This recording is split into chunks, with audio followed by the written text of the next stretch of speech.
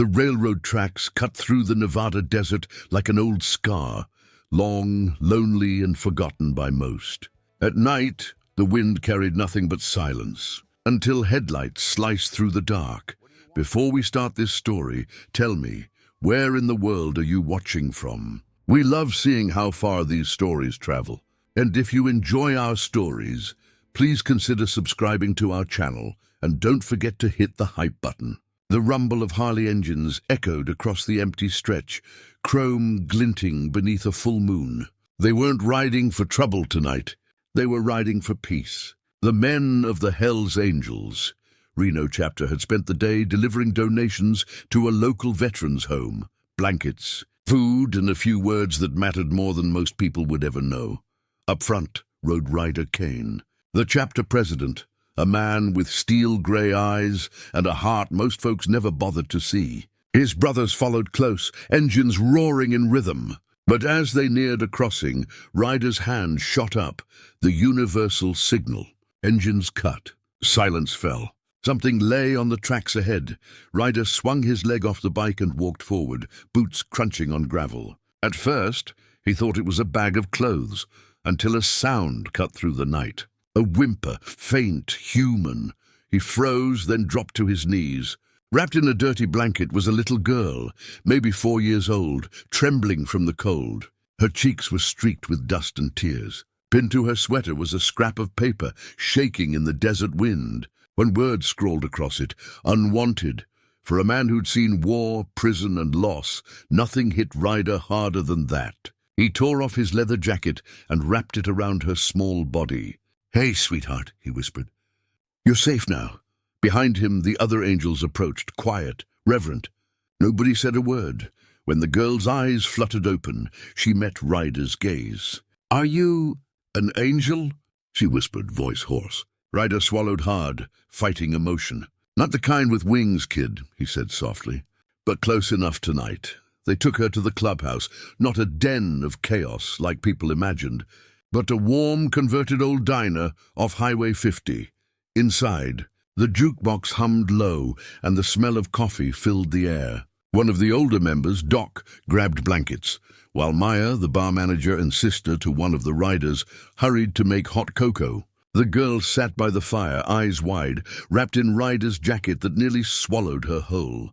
"What's your name, sweetheart?" Maya asked gently. The girl hesitated, then whispered, "Wren." Ryder nodded slowly. "That's a strong name," he said. "You know what a wren is? A little bird that keeps singing even in the storm." The brothers gathered quietly around, rough men with scars, tattoos, and weathered faces, but their eyes softened as they looked at the child. For the first time in a long while, the clubhouse felt more like a home than a hideout.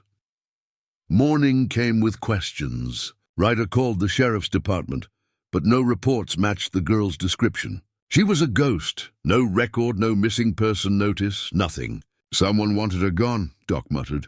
"Left her out there to die." Ryder stared at the note again.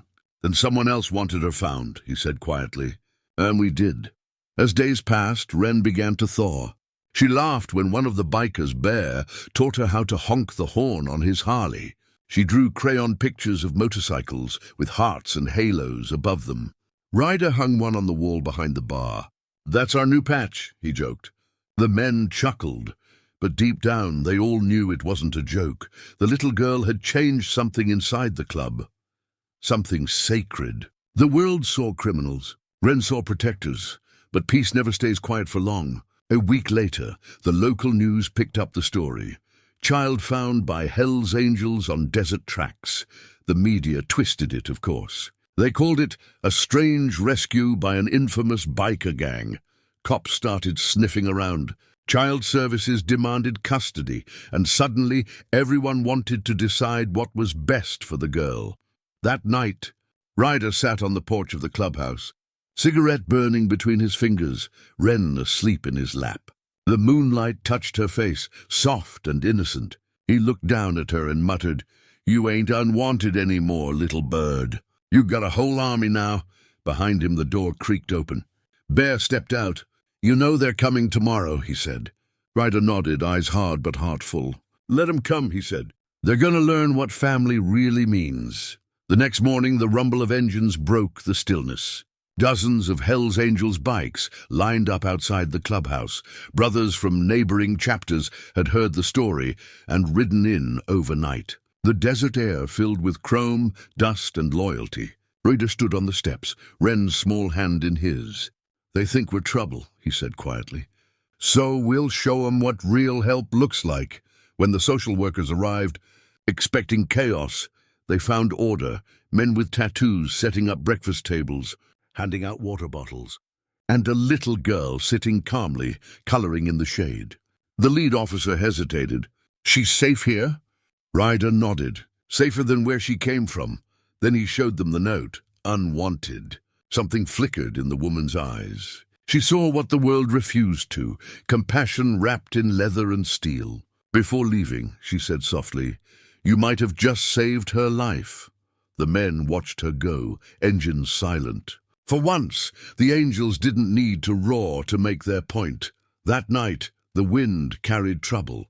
A black pickup truck idled at the edge of the dirt road, headlights off. Inside sat a man with cold eyes and whiskey breath, watching the clubhouse. Ryder had seen faces like his before, the kind that left notes on babies. "Bear," he said, handing over the binoculars. "We got company." Bear's jaw tightened. "That him?" Ryder nodded once.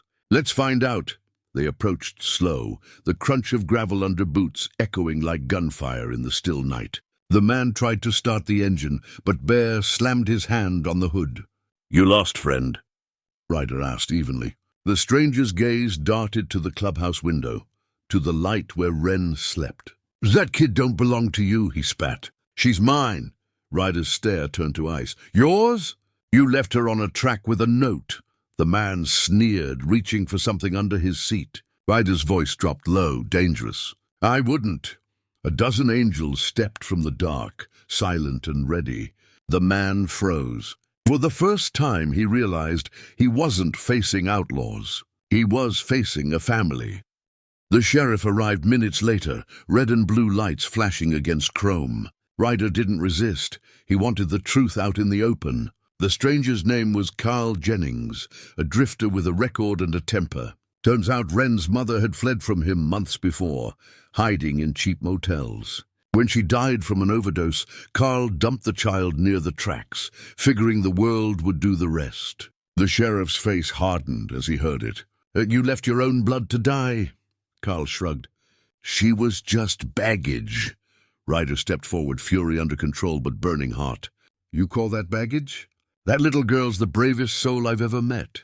The sheriff didn't need more. Carl was cuffed, cursing as they dragged him to the cruiser. Ren came to the doorway, rubbing her sleepy eyes. "Papa Ryder," she murmured. He crouched down. "It's over, little bird. He can't hurt you now." She wrapped her arms around his neck. The angels stood in silence. Even the sheriff looked away, hiding the emotion in his eyes. Days later, news of the rescue spread across the state. Reporters who once called them criminals now used words like heroes and guardians of the road. The chapter's phone didn't stop ringing. People wanting to donate, volunteers asking how to help. Ryder ignored the noise and focused on one thing, keeping Ren safe. The child services lady returned, but this time her tone was different. "We've found no relatives fit to claim her," she said gently. "But the courts are asking if you're willing to apply for guardianship." The room went still. Ryder looked around. Every man nodded without hesitation. "She already has a family," Bear said gruffly. "She's one of us." That night the club gathered under desert stars. They burned the old note, unwanted, and let the ashes rise into the wind. Ren giggled as sparks floated up. "Look, Papa Ryder, the sky's catching fire." He smiled, pulling her close. "That's the past burning away, sweetheart." For the first time in years, Ryder felt peace. Months later, Ren's laughter became part of the clubhouse soundtrack. She wore a tiny leather vest with a patch that read, "Little Angel." The men spoiled her with ice cream rides and lessons on polishing chrome. Every Sunday, she'd line up her dolls to check their bikes, mimicking Bear's deep voice. Ryder often watched from the porch, heart full. One evening, as the sun set behind the desert hills, Wren climbed into his lap. "Papa Ryder," she whispered, "am I still unwanted?" His throat tightened. "No, little bird. You're the reason we're wanted now." She smiled, laying her head on his chest. Behind them, the angels gathered around the fire, their laughter rolling through the night like thunder, not the sound of outlaws, but of men who'd found redemption in a child who believed they were good. And as stars filled the sky, Ryder looked up and murmured, "Guess angels do walk this earth, just not the way folks expect." The months that followed changed the entire chapter in ways no one expected. The clubhouse, once a place where engines roared and deals were made, now smelled like pancakes and crayons. Wren's laughter echoed off the walls every morning, a sound that softened even the toughest hearts. One afternoon, a local reporter came by again, this time to film a segment called Angels Among Us. Ryder didn't like cameras, but he stood beside Wren as she proudly showed the reporter her tiny bike helmet. "They saved me," she said simply, her voice small but strong. "They didn't let the train get me." The reporter's voice cracked as she asked Ryder why they helped.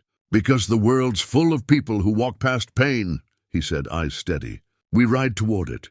The segment went viral within hours. Donations poured in for their community fund, and soon, the hellsangels of Nevada weren't known for violence.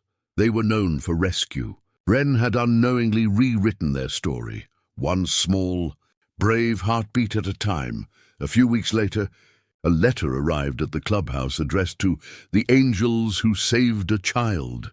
Inside was a photo of another little girl, barefoot beside a wrecked trailer, bruises on her face. The note read, "If you could save one, maybe you can save her too." Ryder read it twice, then looked at his brothers. "We ride tonight," he said. The convoy rolled out at dusk, 20 bikes deep, engines thundering across the desert like Judgment Day. They found the girl hours later near an abandoned gas station, alone, terrified, but alive. Ryder wrapped her in his jacket the same way he had Wren. When they returned, Wren peeked from the window. "Papa Ryder, is she like me?" He nodded. "She's family now." That night, the angels added a new sign above the clubhouse door. "Brotherhood is blood. Family is choice." From that moment on, it wasn't just a club, it was a sanctuary. They'd once been known for protecting their own. Now they protected anyone the world had thrown away. Wren grew fast, her confidence shining like chrome under sunlight. She followed Ryder everywhere, her small boots clomping across concrete, her laughter lighting up even the darkest days. The men built her a tiny Harley replica, no engine, just pedals, and called it the Sparrow. Every ride-out day she'd line up beside them, pretending to start it with a proud little twist of her wrist. Ryder never told her, but that sight healed something inside him. The chapter began hosting fundraisers for missing children and victims of neglect. They didn't do it for image. They did it because one night on a forgotten track had changed them forever. Local cops who once raided them now offered handshakes. "Hell must have frozen over," Bear joked. Ryder smiled. "Nah, maybe heaven just opened its gates a little wider." Wren, sitting on his shoulders, whispered, "That's because angels don't live up there. They ride down here." The men laughed, but there wasn't a dry eye among them. Years passed. Wren grew into a young teenager with courage carved into her spirit. The angels taught her to ride, to fix engines, to trust her gut. Every lesson came with one rule: use what saves you to save someone else. One summer evening, a storm knocked out power across the county. Amid the chaos, Ryder got a call, an overturned van, 2 kids trapped near the same crossing where he'd found Wren years ago. He didn't hesitate. The chapter rolled out in minutes, headlights cutting through the dark.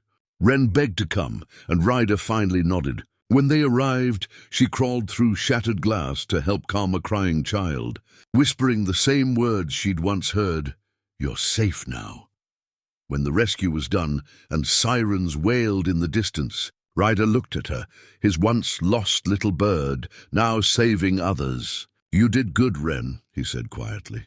She smiled. "I learned from the best." That night he realized she hadn't just survived. She'd become the very hope he'd prayed to protect. The next morning the desert was quiet again, golden sunlight spilling over rows of Harley chrome. Wren stood outside the clubhouse, now painted with a mural of angel wings spread wide across the wall. At the center of it the words glowed bold, "Unwanted no more." Underneath, smaller words were carved in steel, in memory of those the world forgot and those who refused to forget. Ryder watched as Wren traced the letters with her fingers. "Papa," she said softly, "you think my real mama can see this?" He rested a weathered hand on her shoulder. "If she's looking, she's proud. You turned pain into purpose, little bird." The engines roared to life behind them, ready for another charity ride, this one for foster kids. Wren climbed onto the back of Ryder's Harley, her arms wrapping around him. "Where are we going?" she shouted over the rumble. He grinned beneath his helmet. "Everywhere they need us." As the convoy disappeared into the horizon, the wind carried one truth: redemption isn't earned in heaven. It's built on the road. By the time autumn rolled around, the angels' rides weren't feared anymore. They were followed. Whenever their convoy hit the highway, families waved from porches, kids raised hand-painted signs that read, "Thank you, angels." The world had started to see them differently, not as outlaws, but as guardians of the forgotten. Wren, now 16, rode her own bike, a pearl-white Harley custom-built by the brothers on her 15th birthday. They'd etched one word across the tank in gold: hope. One afternoon, she and Ryder stopped at the same set of railroad tracks where he'd found her years ago. The rails gleamed in the sun, no longer symbols of pain, but of rebirth. She parked her bike and said, "I used to hate this place. Now it feels like where life started." Ryder nodded slowly. "That's 'cause it did, little bird. Not just yours, mine too." They stood in silence, the wind whistling through the desert grass. Two souls forever tied by one act of mercy that had rewritten everything. The world kept turning, but Wren never forgot where she came from. She started a non-profit with Ryder's help, Wings of Mercy, a biker-led rescue foundation for neglected kids. Chapters across the country joined in, offering food, rides, and protection. What began as one act of compassion became a movement. Reporters once again filled the clubhouse parking lot, cameras flashing, but this time the angels didn't shy away. They had nothing to hide. Wren spoke before the crowd, her voice steady. "People said these men were dangerous. They are. Dangerous to anyone who thinks kindness is weakness." The crowd erupted in applause. Ryder watched from the sidelines, pride softening his hard edges. When the cameras cut off, Wren turned to him. "You ever think about that night, Papa?" He smiled faintly. "Every time I start my engine." She grinned. "Then maybe that sound ain't thunder, it's gratitude." The angels laughed. The world had tried to bury their name in infamy, but Wren had dug it up and turned it into legend. Years later, the Nevada desert hosted something no one thought they'd ever see: the first Ride for the Forgotten. Hundreds of bikers from every state thundered down Highway 50, chrome gleaming, flags flying. At the front rode Wren, her long braid whipping in the wind, and beside her Ryder, older now, slower but prouder than ever. Townspeople lined the roads, holding signs of the children they'd helped, pictures of lives the angels had saved. When the convoy reached the old tracks, they stopped. A small monument stood there now, a stone engraved with a single word: Unwanted. Someone had crossed it out and carved underneath, Found. Wren dismounted, walked up to it, and placed a single wildflower on the stone. "You started it, Papa," she said. Ryder shook his head. "No, little bird, you did. I just followed the sound of hope." The crowd behind them revved their engines in salute, a symphony of redemption roaring across the sand. That evening, a sunset bathed the desert in gold and fire. Wren sat beside Ryder on the clubhouse steps, the old "Unwanted no more" mural glowing behind them. He coughed softly. Age had slowed him down, but not his spirit. "You done good, kid," he said, voice rough. She smiled. "You mean we did?" He shook his head. "Nah, I just gave you a jacket and a ride. You gave us all a reason." The night deepened. A soft hum of engines filled the distance, riders arriving from every corner of the country. They weren't here for a rally. They were here for him. Ryder's eyes shone as he saw them. hundreds of bikers, headlights glowing like candles. "You see that, Ren?" he whispered. "That's love riding on two wheels." She held his hand tight. "You built a family, Papa, bigger than blood." He smiled faintly, eyes closing as the wind whispered through the open road. "Then I can rest easy." His hand went still, but the engines kept roaring. His heartbeat carried forever on chrome and thunder. The funeral brought every angel from coast to coast. They came not in suits, but in leathers, engines idling low, patches gleaming beneath the morning sun. At the front of the convoy rode Ren, leading her father's final ride. His bike followed behind, riderless, boots turned backward on the pegs, a black ribbon fluttering from the handlebars. The road stretched endless, the horizon glowing like fire. When they reached the tracks, she stopped. Stepping off her Harley, she placed his patch on the stone marker. President, Hell's Angels, Reno Chapter. Beneath it, she whispered, "You weren't an outlaw, Papa. You were the reason angels got their name." Then she mounted her bike, revved the engine, and looked skyward. "This one's for you." The convoy thundered forward, the desert echoing with power and love. As dust rose behind them, the camera pulled back, a lone wildflower blooming beside the tracks where it all began. And for the first time the world finally understood. Sometimes the roughest hands carry the kindest hearts. The world loves to judge by what it sees. Leather, ink, noise. But what it forgets is that sometimes the loudest hearts belong to the quietest heroes. That little girl, Ren, didn't just survive. She gave the Hell's Angels a reason to rise. From outlaws to protectors, from darkness to deliverance, they became a family built not by blood, but by choice. If this story touched your heart, don't forget to like, share, and subscribe. Tell us in the comments, what does family mean to you? Because out here on the road, it's not about where you come from. It's about who rides beside you when the world turns its back. And remember, sometimes angels don't fall from the sky. They roar in on chrome and thunder.